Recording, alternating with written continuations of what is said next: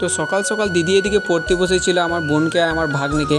তো আমার মা এখানে বসেছিল আর আমাকে বলছিল আর কি বাজারে যেতে হবে মাছ কিনতে। তো মায়ের কাছ থেকে আমি টাকাটা থলিটা নিয়ে এখন যাচ্ছি মামাদের বাড়ি সাইকেলটা আনতে। তারপরে সাইকেল নিয়ে আমি বেরিয়ে পড়েছি আর কি।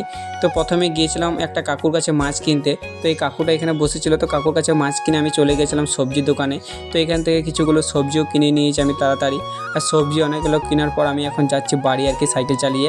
আর বাড়ি এসে দেখছি একটা পার্সেল অর্ডার করেছিলাম সেটাও চলে এসছে। তো এদিকে বুনু আর কি নিয়ে নিল। আর এইগুলো সাবান অর্ডার করেছিল মামার জন্য।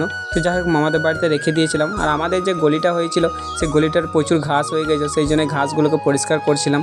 তো এদিকে দেখছি আমি পরিষ্কার করছি আর আমার বোন একটু ভিডিও করে দিচ্ছিল। তারপরে আমি পরিষ্কার করতে করতে আমার ভাগ্নেও বলছিল আমিও কাজ করব মামা তোমার সঙ্গে। তো এদিকে দিদি দাঁড়িয়েছিল আর আমাকে বলছিল ও বেশি ধুলোতে খেলতে দিই না। তো যাই হোক আমি এদিকে জল খাচ্ছিলাম আর আমার ভাগ্নে দেখছো ঘাসগুলোকে ঝুড়ির মধ্যে কেমন ভরছিল। তারপরে আমাদের পরিষ্কার করা হয়ে গেছে। তো আমরা চান টান করে এখন খাবার খেতে বসে পড়েছি। আর আমার ভাগ্নে দেখছে কত কাঁদছে ফোন নেব বলে। তো আজকে ছিল ভিডিওটা এটুকুই, চলো বাই, টাটা।